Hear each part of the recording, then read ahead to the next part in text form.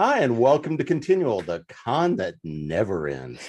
And tonight we're going to be taking a look at one of those topics that's probably going to get me in trouble as well as everyone else that's on.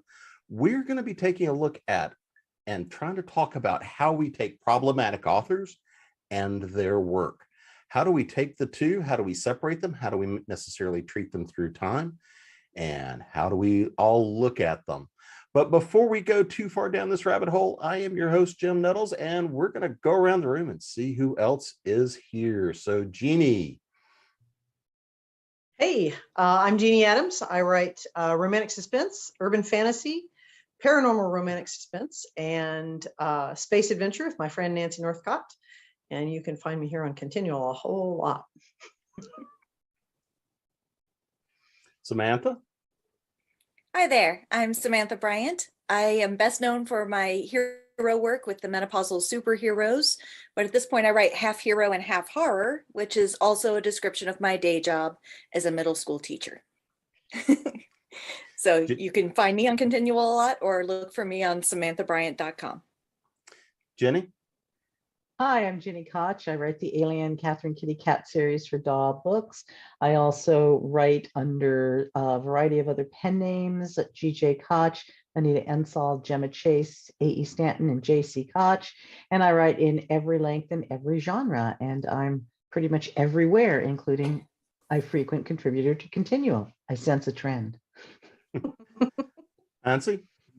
I'm Hansi Oppenheimer. I'm a filmmaker and a fangirl, and I make documentaries studying fan culture. So I've been doing that for about 20 years. Jay? Hi, everyone. I'm Jay Reckward. I'm an epic fantasy and sword and sorcery author, and my latest release is A Wave of Lions by Falstaff Books. Thank you for having me. And Lola? You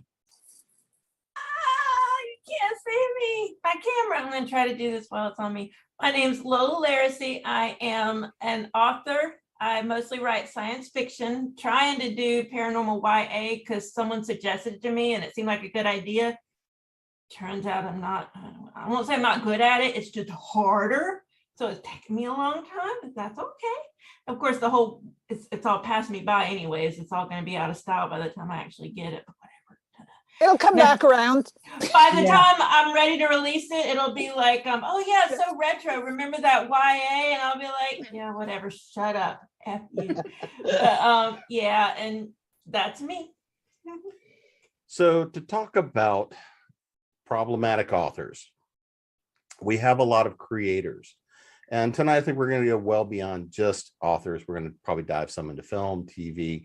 There's been a lot of things that have happened over the last few years. I mean, we've seen a lot of people that have been major icons, smaller figures, everything else, who have come out, and we found everything from there was something problematic said in their past to they turn out to be really some of their personal views and whatnot don't align with modern culture. And I think we want to kind of go through and talk through how some of those things can go through gradation. So let's actually pick on one of the earlier rounds, because I think we first of all want to kind of set what happens when we're looking at authors through the spotlight of modern filters when they may no longer be alive. Their work could be 50, 100, couple of hundred years old. And yet a lot of the time, things that we consider influential and seminal work, which is a part of our modern literature, we teach it in school still. How do we look at that work and the creators when often we would say that they've got problematic views? So Samantha, being a teacher, I'm going to let you go first with that one. Okay. So I actually read a lot of classic work. I'm part of I run a book club with James Maxey for our local public library. We both live in the same town, and it's First Monday Classics. And the thing, when you read a lot of classic work, there's a lot of problematic attitudes in the work itself for a contemporary reader. And sometimes, what we know about the author's life is also problematic. But myself, I think it's fascinating. And because we're talking about people who wrote in another era, I'm freer to be as judgy about it as I want to. It's not like I'm going to hurt Ernest Hemingway's feelings, So to some degree, I like it. And I also like how besides whatever's in the book, you get this kind of accidental view of that moment in history when that book was written. And you can experience in a way that, you know, I wasn't alive in 1920, but I can experience through these writers kind of what people's mindsets were like in 1920 through the literature that they wrote and all the accidental confessions that are in it. So, you know, for myself, at least, I acknowledge the things in them that upset me. And there are some authors that I just don't read because it's a personal kind of calculus, you know, not every book is for everyone. And if I'm going to get more upset than any kind of joy or insight out of it, then why would I read that one? You know, for me, that's Ernest Hemingway. I stopped reading Ernest Hemingway when I was 20 and realized that I didn't have to read him. You know, but Thank God. Right? but Yeah. there are plenty of other authors who also have kinds of misogyny and racism and stuff in their work, and I don't discount the work automatically just because of that. Yeah, some of my favorite authors are severely problematic, like, you know, Bukowski, you know, I mean, but, you know, he died. I never met him. So it's just the text of him and the video clips. I don't know. I think them being dead helps a lot. You know, if they're alive and they're still being problematic, that's one thing. But if they're dead, then it's like, well, they wrote what they lived. Yeah. Right. I mean, you can't sit there. I think it's really unfair, and I'm going to defend Lovecraft at this point because everybody's like, oh, he was this, he was that. Yeah, he was a product of his day. And it was that day was 100 years ago.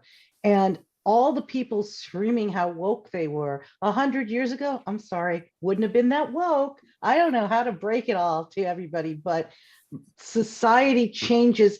There's a loud group that starts it, and then the herd kind of follows along, and then there's a straggler Absolutely. behind. And you're none of you were going to be in that loud group. Okay, you just weren't, because you're not in the loud group now. You're in the herd group now, and that's just normal. I mean, when you talk about the billions of people on the planet, the shift that takes a cultural shift takes time. Some things can speed it up, but even big events, you still, there's the small group ahead, the big group in the middle, and the small group behind.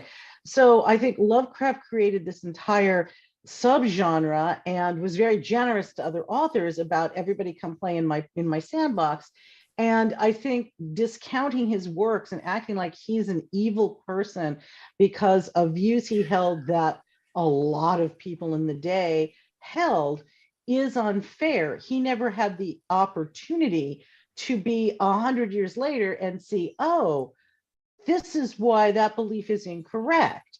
So I think it's truly unfair to take anybody who's call it 75 years, pick your number, but 50, 75 years dead, okay, and complain that, you know, that Mark Twain used the N-word all over Huckleberry Finn, because it's important though that is there, because Yes. we have to know that that language was okay then and say Yes. it's not okay now, and we need, yes, you know.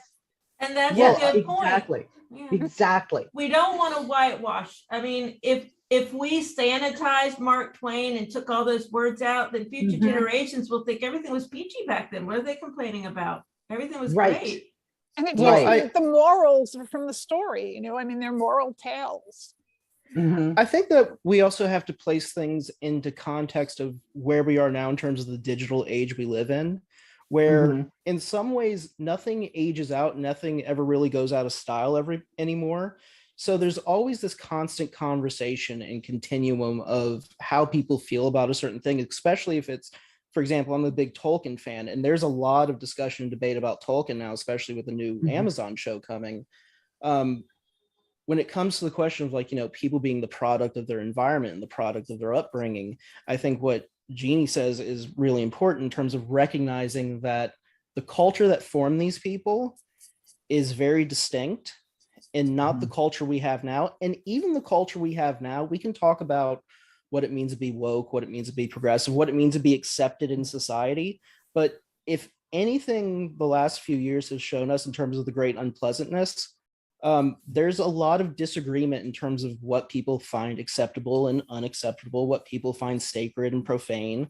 And even when it comes to talking about these problematic authors, for a lot of people, they're still not problematic no matter what they do. Like Yeah, there's I still think a large group defining of what's people. problematic is such a personal calculus. Absolutely. Because, I find it harder to read something that's misogynist or anti-Semitic because that's me that they hate, right? Compared to other kinds of hatred in books. I'll recognize it and I won't like it, but it doesn't dig under my personal skin the same way. So that will decide which things I'm willing to still read and which ones I'm not. And Could Samantha, I think step you in about, personal oh, thing. sorry. Samantha, I think you raised a really good point about it being a snapshot of time, and Lola did too, about if you whitewash that snapshot in time, there isn't the ability to reflect. Honestly, I got on this kick a few years ago of reading Mary Roberts Reinhardt, and she was an incredibly prolific woman writer. She formed her own publishing house. Holt Reinhardt Winston still exists as a branch of, I think, Random House. Anyway, she was incredible. She was an incredible woman of her era. And she wrote crime fiction, which was, again, something very unusual for a woman of her day. But as a modern woman to read her books, they're cringy. And she was a top seller. She was a brilliant writer. The weaving of story in terms of her mysteries is very Agatha Christie-like. It's really brilliant, but the language and the situations for me as a modern woman were super cringy. And that it started with the fact that they didn't even, like, they changed the colors on their shirts, but they didn't actually change their shirts or wash.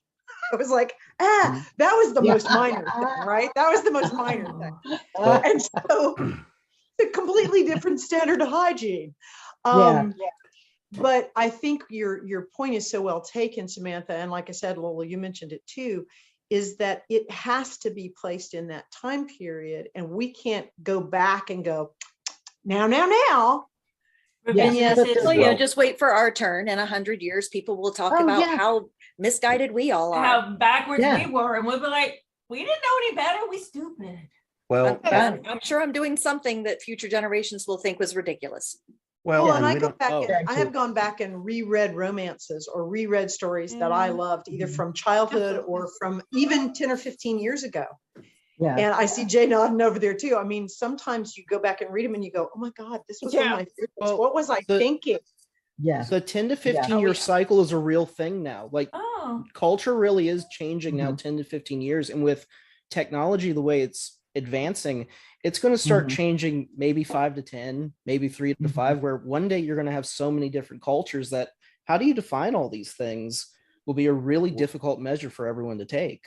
Well, and I think this is a critical thing to look at, is how fast things change, because again, people that would have been looked at as problematic creators of their day, think about somebody like Oscar Wilde.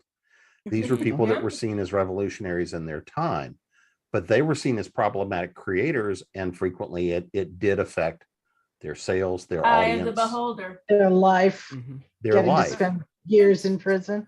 Yeah. I mean, when we consider people that were problematic in a time, we start bringing that forward to today. We see people being, and this goes to your point, Jay, think about, we see people being held accountable for something they tweeted 10, 15 years ago. Like that.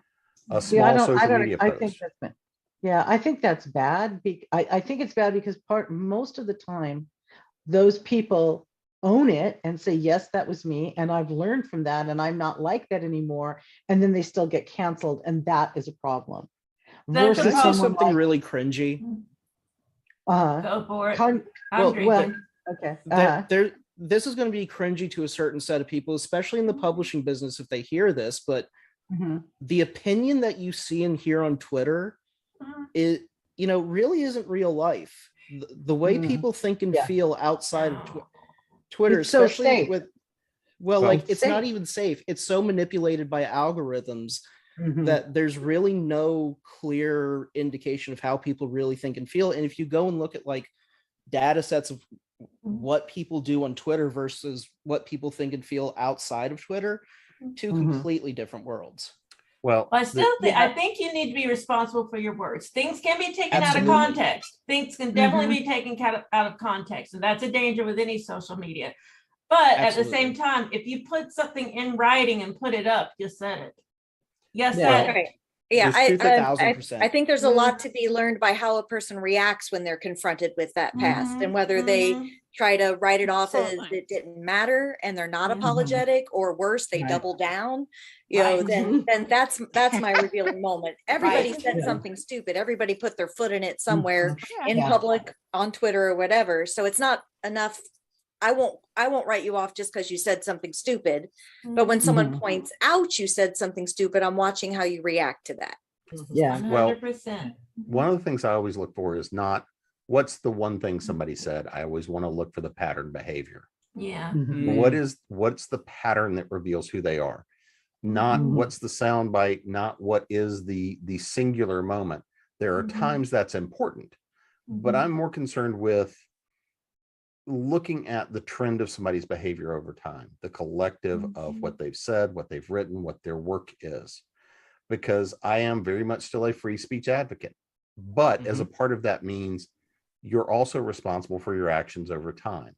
And, Exactly what Lola said. Yeah. you know, and Well, and you mentioned like how the work stands too. That's one of the things in my personal calculus is like, if you were writing in a different time, I maybe wouldn't know your politics because they wouldn't just be out there, you know, like I can find out so much about all creators now. So are the things that offend me about you in your work, or are they in your personal life and then they're not there in your fiction? So that's one of the things I consider too, is like, is it the work offending me, or this thing that I know about the creator? Could I enjoy the work separate of the creator? And if you think back to the 50s and before then, there was such pressure to have a public face that is perfect, that you didn't always know the person behind the Like Rock. I mean, like Rock Hudson. Yeah, you didn't know Rock Hudson. You didn't know he was gay until the 80s. So you can't always judge the work against the person because there was so much pressure and manipulation by the studios, by publishers to turn it a certain way. So, I mean, there's a disconnect between the finished product and the person creating it. So it's really hard to tell from back then if that was really their true intent. And they may have been manipulated so much that they didn't know what they intended. I mean, there's those poor people. There's so much manipulation, that's gaslighting. And I don't want to come down too hard on someone who's been gaslit their entire life. Yeah. But you know, that brings up what we've got in our modern situation, where with some of the showrunners and things that we have been made aware of, their proclivities, backset, or their misogyny, or their, you know, bad behavior. And then you re-examine the work and you see that it does show through. And whereas on first viewing, you might not have seen it. No. Right. But on second viewing, you know, once you know, you see it. I'm just going to say it. Shauna McGuire, several years ago, I said something about Joss Whedon being a feminist, and she gave me a lecture. And I didn't know until like 5 years ago. Yeah. Shauna explained very clearly how certain things going on proved non-feminist. And the moment she said that to me, I re-examined everything. I still enjoy the shows, but it's Buffy hard. When you look at Buffy and see all the actual misogyny that's in there. It's deflated for me. I did Angel. I lost a part of my soul. I really did. Me too. It was heartbreaking. Really and then, but when you realize what was done to the character of Cordelia on Angel was and to the actress. Travesty. Yeah. So I remember watching that and cringing even as it was. I hated it while it was going on. Yeah. You could tell it was wrong. It was just felt creepy. Yes. So the entire premise of Dollhouse is creepy. So the more power he got, the creepier we got to see where his mind was. So it's funny, because I'm sorry, I just did a TikTok, and I did like a Kaylee line from Firefly, And Hmm. basically they're saying she's so cheerful, you just want to like, put gaffer's tape over her mouth and throw her in, in the hall for a couple days. And I, lip synced and cosplayed it. And then afterwards I felt like, holy shit, that's a really fucked up thing to say. So I went back and I made a note Right. on it and said, like, That's snark. Like to a certain level, like so I'm really into comedy and I'm really into stand-up. So these last couple years in terms of like people's content has really been a big issue. Mhm. But to a certain level, when you use snark, what you're saying is true, even if you're trying to be snarky. And Whedon had a lot of things that he was just saying there, and not only in the television and movie scripts, but in his comic books, that if he really stopped and sat with it, like it was really disturbing, even from Yes. the of telling Well- a joke Well, about it. and so- And And you're I'm gonna- but you're right. He got away with it because it's like, it's just a joke. It's just being snarky. Yeah. Well, and he said so much, I'm a feminist. I'm a feminist. And Right. we're used to men. I'm sorry, Jay, and I'm sorry, Jim, but we're used to men being not feminist, being misogynist. And so we believe them when they're misogynist. But if a man says they're feminist, we're like, what? Yay! Yeah. Well, and then we actually Yeah. look for ways in which they are being that way and celebrate them rather Yeah. than Bias, looking for the confirmation man bias. behind Yeah. the curtain. And, Yeah. and that's another Yeah. thing with Joss Whedon. I'm thinking about, actually during the Buffy run, there's a big controversy. Yeah. Spike kind of Mhm. raped Buffy. Yeah, tried to. Yes. Tried to. totally, There's no. totally. Yeah. The I- Buffy I- drapes the Buffy bot. Yeah. Yeah. Yeah. Oh, Well, I think he Yeah. actually raped her because But he I think tries to. He attacked her. tried. he tries to Yeah. because she Right. was like ready to move on and he didn't want her to move No, on, something she like was that. she was weak. She had been hurt in a fight. That's right. She didn't have her He gets her in the superpower. tub and yeah. And at Well- the time, I tried to excuse it because I was all Joss Whedon. I mean, 100%. I mean, I was there. I was for it. That was my Tuesday night. You All of don't it's talk permitted to because me. it made money.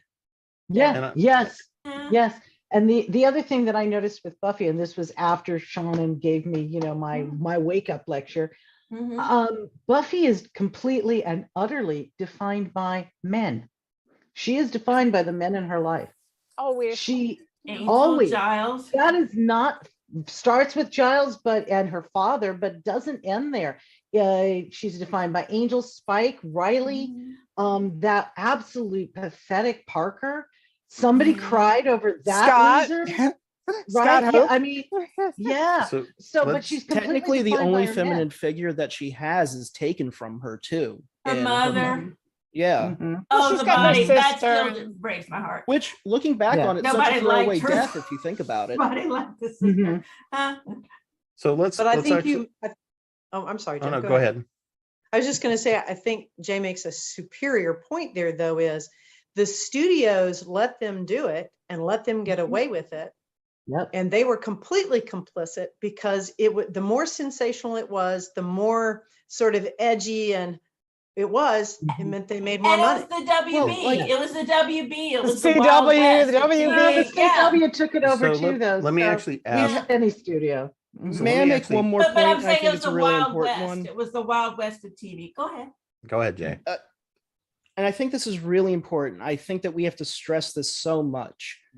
In the last 10 years, we've learned so much about the entertainment industry behind the scenes, Mhm. especially when it comes to people like Harvey Weinstein, Lev Grossman.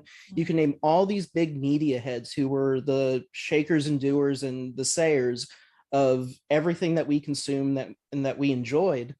And like, there's a culture behind there that kind of allows this to go on if it makes money. Like, Well, There's we no have to kind of admit it. that out Definitely. loud. So there, It's been like that. It's been like that Casting couch. forever. That, Yes, that's it's been been a like that thing as long forever. as I know. Casting couch. It's an open secret. I mean, it's been going on for 100 years. The I casting think the couch. key is Well- open secret. If you know Mhm. anyone in the industry, and I grew up in Southern California and therefore Okay. did, right? It's just a known thing. We knew Rock Hudson was gay, okay, because it was known, but it was kept quiet. Richard Chamberlain was known to be gay, but it was kept Mhm. quiet Stifled. because Well, because no, it was like he's a good boy doing his job. Just, the ladies love him, It was all about he's making image. us Mhm. money. He's Yeah. making us money. So yeah, so it's always been there. But I think Jay's point is key, because now everybody knows. It's not just those people that know somebody in the business.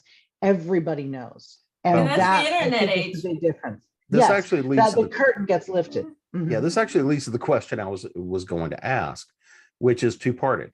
Number one, which is when we look at behind the scenes, because anytime we often forget that when we look at a product, be it a book, be it a TV show, be it a movie, it's a business. There is an entire engine behind that. Sometimes that is an open secret. Sometimes it's not, when we look at how the business works, how the industry works, and how the people behind it work. And especially in genre fiction, there's a lot of things where we look at, if we consider horror and grimdark and a lot of the ideas and things that get portrayed, there's two questions there. Number one is, how do we have a creator who has the ability to necessarily have enough experience, have enough ideas to create some of these things, and often them not be problematic in some way, shape, or form? And the second part of that becomes being aware of the industry that has the machine that allows certain things to be produced or not produced, or bring them commercially, or allow them to fail. Because I think we have to look at everybody in the machine as being a creator. They are part of what brings that product to bear.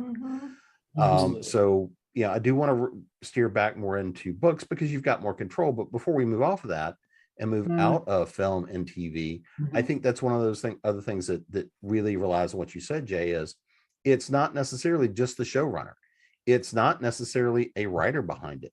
Often it can be the machine behind it that is truly the problematic part, because when you are in that engine, things that would be okay in that environment would never be okay in what we would consider, quote unquote, the real world or a normal world.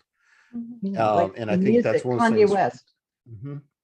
Kanye West Oh my would not God. be allowed to get away with the things he gets away with if he didn't sell multi-platinum albums. And if he who's weren't the such a people- figure, he's such right, such, but everybody who buys his stuff is now complicit in his behavior, because you're giving him money. or people to click on the continue. links. I don't click on Yeah. the links. I'm like, he's Right. insane. I don't want to have anything to do with him. Right. Yeah. But someone like that, I mean, he's an example of the music industry going wrong. I mean, the Stray Cats, they didn't make a dime. Brian Setzer, they were This is robbed completely of sad. everything, because, well, they were young, and this happens a lot. It's a This happens business. to authors all the It's a time. bad It's a business. business, and they're going to, all of them are bad businesses. Everything where there's All the creativity arts. involved, there's all the arts. All the They're arts brutal. have predators. Yeah, Yeah. everybody, we've all got predators. But that's we're such a dealing with. choice. What do you Mhm. mean? Well, the It choice really and is such a awareness. choice. It's a choice in Well- terms of it being a bad business. I think now, since a lot of the veils are being taken off and people like us are able to discuss it, and on some way, shape, or form, we all have influence and a level and an ability to change this business and to, make people think more about this stuff on a more moral and ethical level. Vote with your Yeah, dollar. That's what I always say. Vote with your Well, dollar. it's your dollar, but you can also use your voice now. And Yeah. I think I also think one thing that happened after Me Too that I thought was really good, like a lot of authors and a lot of cons got together and said, we're not really going to have social gatherings in the bars anymore. We're Okay. really going to kind of police our behavior and, make changes so everyone feels safe, because ultimately that should be the ultimate goal of the business, not only to make money, but also to make sure that the people participating in it feel safe. And I think that we have to have that belief that we can change it and make it better, because if we don't, like, we're just going to be stuck with the worst Harvey Weinstein one day, or another J.K. Yeah. Rowling, or so many Yeah. other people name. So one of I you think talked that's about such voting a- with your dollars. Yeah. Yes. And I'm not actually sure which person said it, because we were all talking. Yeah. Lola, okay, thank you. And that's definitely part of my personal calculus kind of thing I was talking about. Like, it's different if the creator is dead versus they're Mhm. alive, because Mhm. if I purchase that work, I'm actively supporting that person. Absolutely, yeah. And so if I find out that they're a heinous person, then I don't you wanna know, it support doesn't matter how good the work is. Yeah. There's lots of great work out there. I could read some great work by somebody who's not a heinous person. And that then brings it's to the also a point. difference what kind of art it is. Like if I'm talking about a painter, you know, pretty much the painting was made by this one person, right? So if I buy that painting, I'm supporting this one person. If we're talking about a book, at least the story, the writing part of it, that's also one person or a pair of people if it's a co-writing or whatever. It's still this really small group. But when you're talking about something like a movie and one Well- of the actors in it turns out to No, be a wait. horrible person, I'm going to say the only something, and person I'm then supporting if I Hans, buy that movie. I I'm want to say supporting one thing. everybody. I want to say one thing, you know, initially I agree with you about artwork, but then you think about art back in like the 1500s and they were always commissioned by somebody and they could have been commissioned by a despot for all you know. Yeah. So Oh, you absolutely. can't, yeah, so you can't always say that a painting, you know exactly what was going into it. All the politics was just this one Well, person. I You guess can't say- that painter chose to accept that commission and they did their personal calculus about how much do I need this money so I can eat versus how I feel about working for this And despot. I agree. I'm not gonna say any shit about somebody from the 1500s who took a commission. I'm not gonna say shit, but I do. Hey, somebody I- makes good a they living as ain't an artist. here. I'm like, whoa. Yeah, I realized in my late years that it's not always so simple. You can trace. What were you back gonna to say, politics. Hansi? But I guess I was thinking of like Kevin Spacey. When that story came Mm. out, I had just recently seen Baby Driver, which I loved. And we were talking about whether we should buy the DVD now. And we finally decided that we still love the movie and we would still buy the DVD because Kevin Spacey had one role in the movie. Okay. He's one person. Mhm. And our support of that project supports all these people who made the movie. That's You a know, good what point. about the But poor that's sound true. guy, That's right? That's a true. good That's point. true What in he did. music. Yeah. That's true in music. Yeah. And that's true in books too. And it's also true in art. Most artists aren't just painting a picture and sitting there. They've got to get it into a gallery. They've got to get an agent. Good point. Most art in general, in the grand term, is not actually created in a vacuum. It might be created, but it doesn't get to you, the public, in a vacuum. In publishing, there are tens to hundreds of people behind That's a a good book. point. Music, there are tens to hundreds of people behind music. Yes, a producer may be the producer and an artist or a group is doing it, but all the rest of it, it's all intertwined. So I think I think we've completely lost Jim's questions, but That's okay. Well, we but kind of I did We could want go on for 5 hours. we could, but what I was going to say about it is that with stuff in the past, it doesn't really matter. With stuff in the present, it's 2 points. One, I don't care how much you disagree with a creator on any level, don't pirate their work to get back at them because that's a slippery slope. And I hate all the pirates and I don't want you, the Yeah. general you, to have to burn in the hell I'm going to create for you. That's number one. But number two is that all of this comes in, which is why it's not an easy answer. And J.K. Rowling is going to be the really good example here because she wrote books that people love, and she's a problem. She's not a problem as far as a lot of people are concerned, but she is a problem. I've cut her out. As a I've large cut her group. out. Right. The whole Okay. thing out. But then it becomes, okay, do you look at the books and say, oh, and there, that's because I do. That's where there's some racism there, that, oh, there's racism and all kinds of racism. Or do you say, I'm looking Anti-Semitism. at these books because they created this wonderful haven for so many, and I'm just going to look at them and say, enjoy the book, love the books, but not the creator, you know, love the sinner, hate the crime. So, and I this- think that's an individual choice that is very challenging to make these days. and Okay. I actually want to use J.K. Rowling to set up a very specific example here, because I think she really creates and exemplifies the reason for this conversation, because she has created a billion-dollar industry Right. in terms of intellectual property. Damn her. Yeah. Excuse me. Books. No, I film. celebrate her because if she can do it, I can do it. So she, you know, we can both laugh all Yeah. the way to the bank. I But go mean- ahead, Jim. Sorry. Yeah. Just So I mean, don't be transphobic, Jeannie. Oh, Well, not We'll not go a gonna happen. long way. Oh, Go a long way. and And so when we look at somebody who has created a billion-dollar industry, and now Mhm. there's a tremendous movement going, we want more of the product, but we don't want the creator to benefit. How do you And do that? well, Fanfic. and, No, that's just the side of piracy. Yeah. and so the Jenny next doesn't part we like have to Not that. for look at, money. It's not for money. Jenny still then doesn't hang on, like the it. next part we have to look at is within society, there are people for whom her views are not problematic. And this gets back to Yes. voting with your dollars. And Mhm. this is Oh. that statement where you are having to balance free Mm-hmm. speech and people having a right to views versus the idea that at the same time, those people have to then suffer consequences of the marketplace. Now, when I say, remember, free speech in our country means that you don't get jailed for what you say. Correct. No one's trying to put J.K. Rowling in jail. I just want her to shut the F up. No, honestly, So- that doesn't necessarily, that's not true. You can get jailed. You can be free jailed. Oh, yeah, for speech Well, if obscenities. it's If you drag. yell fire in a yeah. in a But- crowded movie house is Yeah, an you can easy get jailed for example. that, You can yeah. absolutely get jailed. What you cannot be Mhm. is arrested.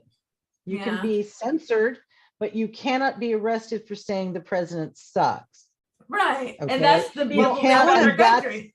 Yeah. I want to That's get back to the wonderful. point here, though, is that Mhm. something Jay said, and I really want to build on that, and Jim said as well, is one of the great things here, though, is that we can sit here and have this conversation. We are at a point along the historical continuum. We can go, well, wow, that was really sucky. And let's Mhm. not do that anymore. Yes. But we Mhm. can only do that because we're at a place where we're looking back at 7 volumes of J.K. Rowling's works and going, Mhm. wow, that really was kind of not woke. Mhm. And those, But I Mhm.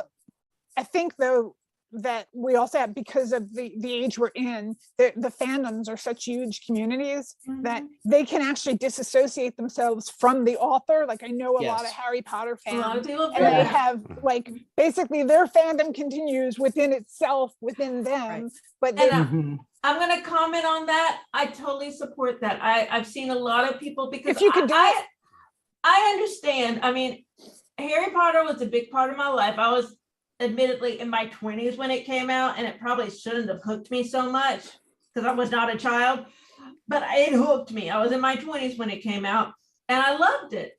And I understand people have really wrapped themselves around that community, and I understand that they want to keep the community, so they're separating themselves from the author, and I get that. It's so deeply personal to me, though, because I've had friends for the last 30 years. I have had friends who are transsexual, and it is so deeply personal. so to many me. of the Harry Potter fandom people I know Yes. are Right, Sure. are queer. I mean, transsexual or and came out lesbian, because gay, they were bi- in that Right. community. and they're devastated. And because of that, I cannot separate myself. I cannot separate Harry Potter from her.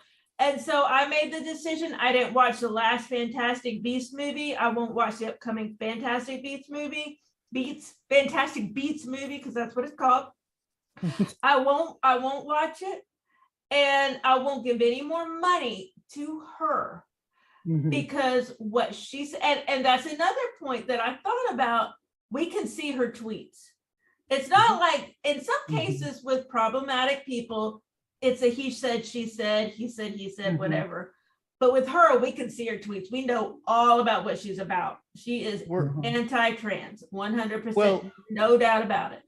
we're missing Mhm. such big things from her outside of her turfness, if that's a good way to look at it. No, you can call her turf. That's okay. Yeah.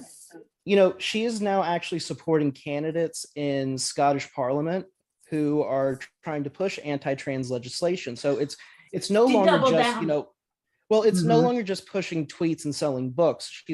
She has money as a billionaire to actually influence political thought and outcomes now. So Mhm. I think when we talk about someone like H.P. Lovecraft and his past content, it's a very different conversation about his general impact versus the general modern impact that Mhm. J.K. Rowling can have, where, you know, Yes. H.P. Lovecraft can't take the billions of dollars he made after he died and try to Right. push anti-LGBTQ legislation. He can't do that. J.K. Rowling actually is doing that. And I think that you Yeah. have to make a really big distinction in terms of like how we evaluate these authors going into the future. Like he had some problematic stuff, no question, and stuff that, you know, we shouldn't necessarily find acceptable today, but she's doing things that are openly anti-humanist. Mhm. Yeah, Yes. that's terrifying. I didn't know that. But Yeah. it's getting like I I can have a see it, though. list, you know, of all the She's like doubled can't down. watch She's a- tripled down. Mhm. But you know how many there's so many creators now, like I can't, you know, or actors and things that, you know, have done, you know, foreign things. It's like I can't watch that because that guy's an asshole. You know, I can't. Well, again, I think we also have to make a point like not only does her publisher enable her, but I remember a couple years ago, I had a friend who was the editor for, I think it was at Random House. No, it was at Simon and Schuster for I always get his shitty last name wrong. Milo Yiannopoulos. Like he was going to be published by a big 5 Oh, publisher. he's like a crazy ass dude. I know who you're that talking guy. about. No, Yeah, well, like yeah. you know, I know for a you're talking long about. time, he was the Mhm. number one voice on the alt-right for the Yeah. anti-trans He's movement. effing crazy. Mhm. It's International we have Women's to, Day. Can I say fucking? Sorry. Go yeah, ahead, but Jay. we really have to take into account that not only was there a publisher here in New York Mhm. that's supposedly super progressive that was willing to publish his work, Mhm. but he Mhm. actually worked with an editor who was a gay man who actually tried to correct his manuscript multiple times, and his publisher went over that editor too. So like Mhm.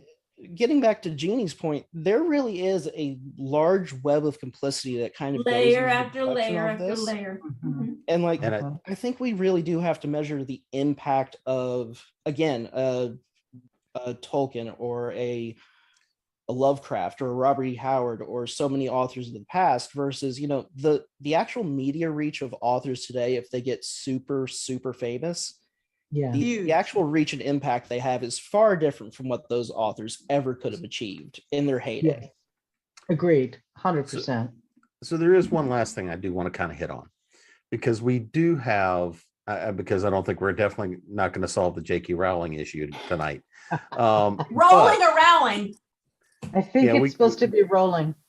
Okay, Whatever. well, it's I a say row now. rolling. It's a We're row never now. going to solve that rolling or rowling. That's the big controversial thing. Rolling So- or I think rowling. she pronounces it rolling.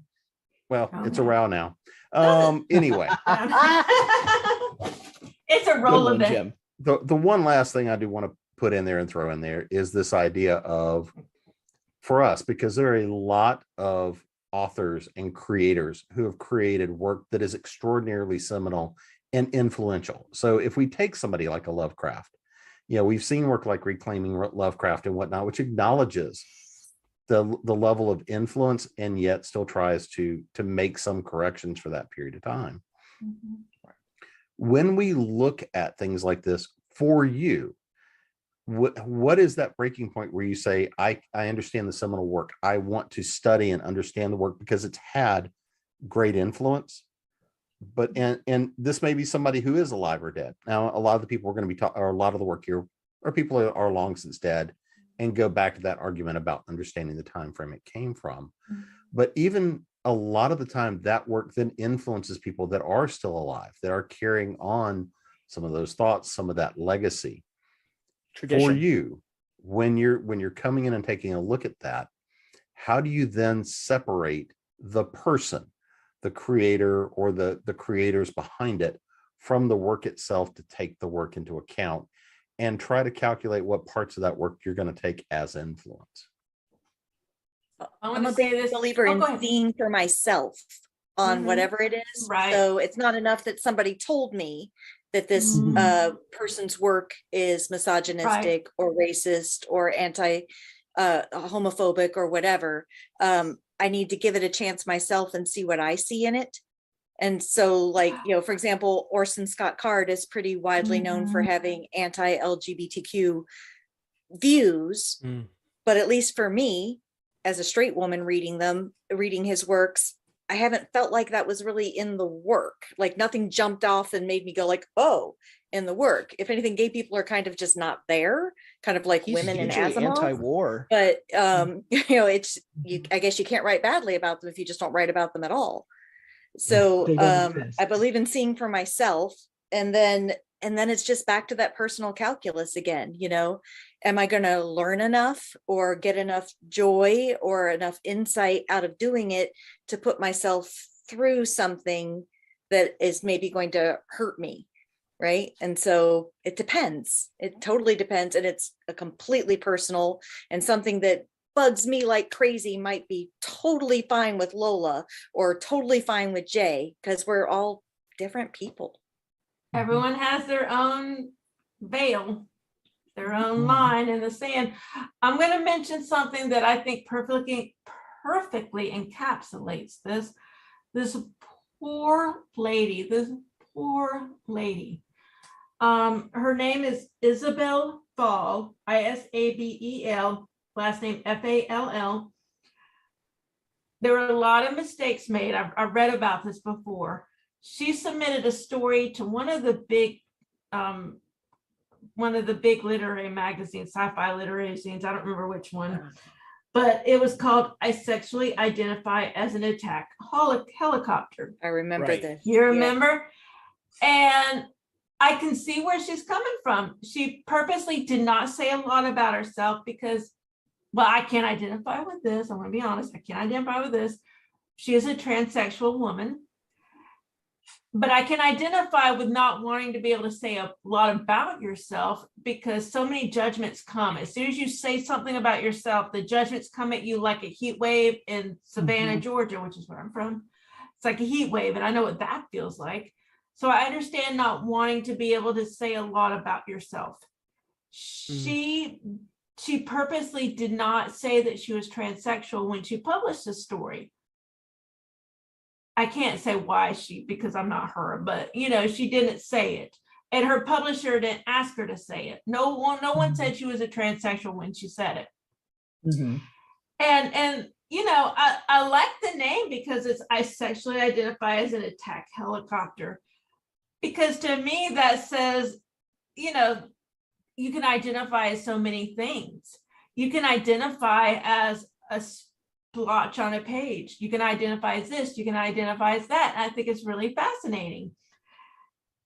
And she's transsexual. She is not anti-trans at all. But because she did not come out and say she's trans, people made assumptions and ran with it and decided she was anti-trans. Because they thought she was riffing on, your identification, whether you identify as male, female, binary, trans, whatever. And they thought she was outright trolling them. And it turned into a huge thing. And it actually caused her to retreat from writing at all. And she said she didn't want to write anymore. She divested herself of her story. It really fucked her up. And I feel really bad for her because so much is perception, and as women and as any minority, you have to come ahead and say, but I am this minority, but and we have to be in a position where we have to but, and it really sucks because no one can just be themselves. No one can just say, hey, I'm this, and people come back and say, but what do you mean? And you have a gentle conversation, which we're having, about it.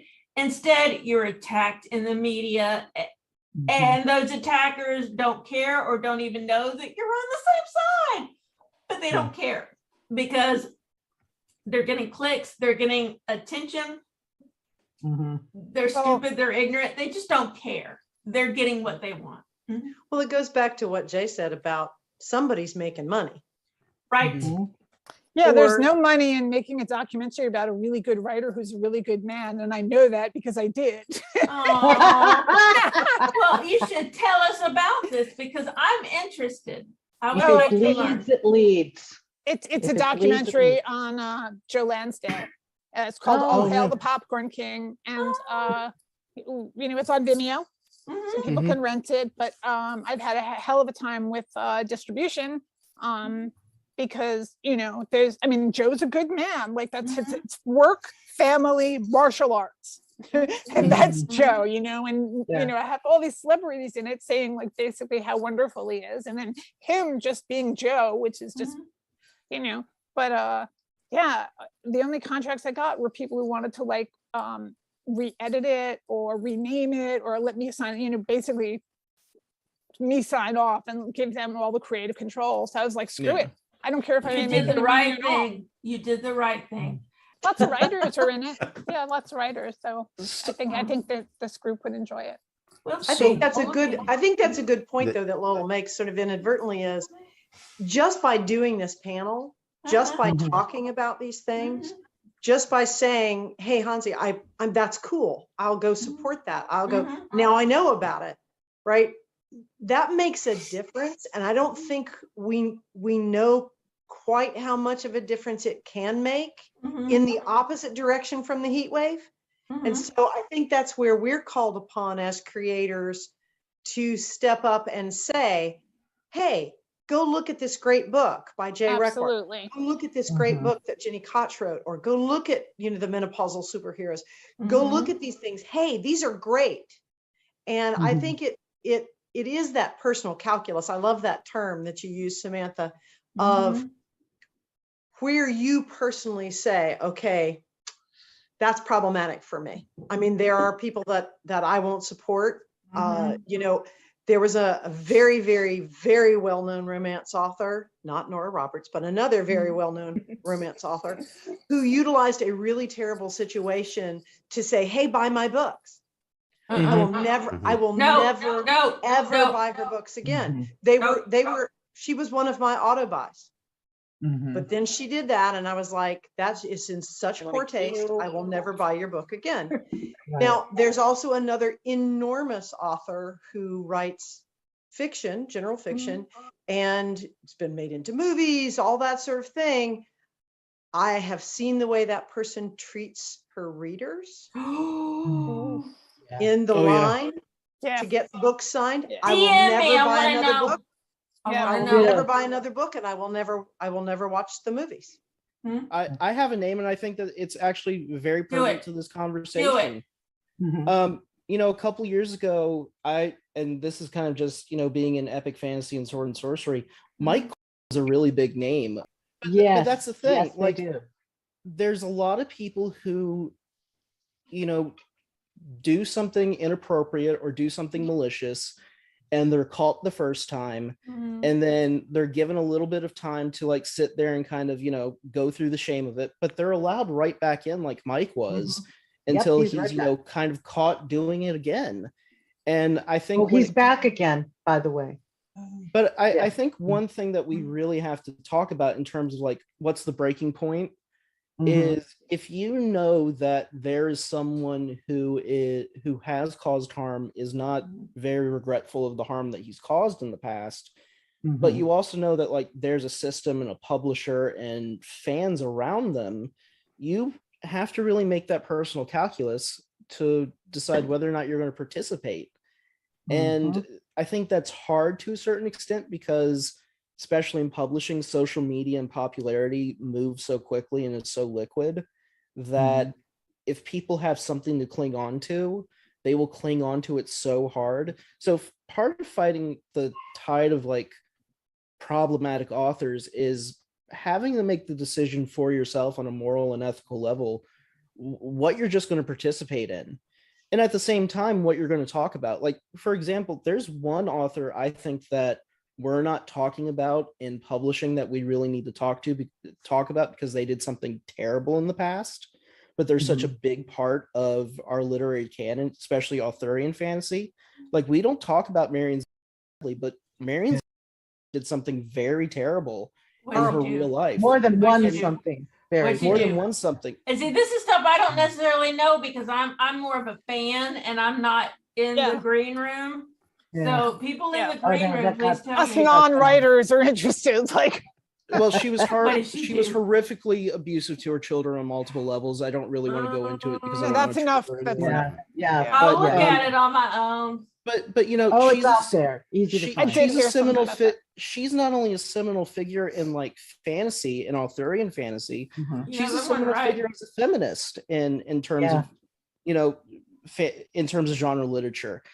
In some ways, like it's good that we don't celebrate her and we don't really kind of push her She work did anymore, but we that. still need to have the ability to have conversations about these authors so like we can pay Mhm. attention to the signs of this stuff Mhm. happening and we don't, you know, miss out when things like this are happening behind the scenes. And if there are people who are complicit in it, we can, you know, maybe poke and prod those people to be like, hey, say something, because obviously a lot of people knew and didn't say anything.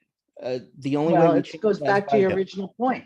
Money. all Goes back to your yeah. original Or they point. didn't know to All ask goes the back to money. questions. They may Oh, not no, have they, back then. people knew. They People knew. knew. No, I mean, Oh they my knew. God. yeah. They Okay. knew. Yeah, Okay. And I I think think, yeah, that goes to Mm. Jay's point, is that we also have to call out the complicity, which I think, Mhm. again, I'm going to come back into the more positive space and say, Okay. I think we Yay. have become much more aware of it with the Me Too movement. And Mhm. I know that there have been several cons who have been called on inviting guests of honor Mhm. who were problematic.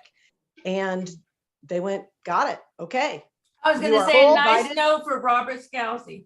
I was going to say You were nice no for uninvited, him. and now we will do this other thing. So Mhm. I think that we're at least making some progress.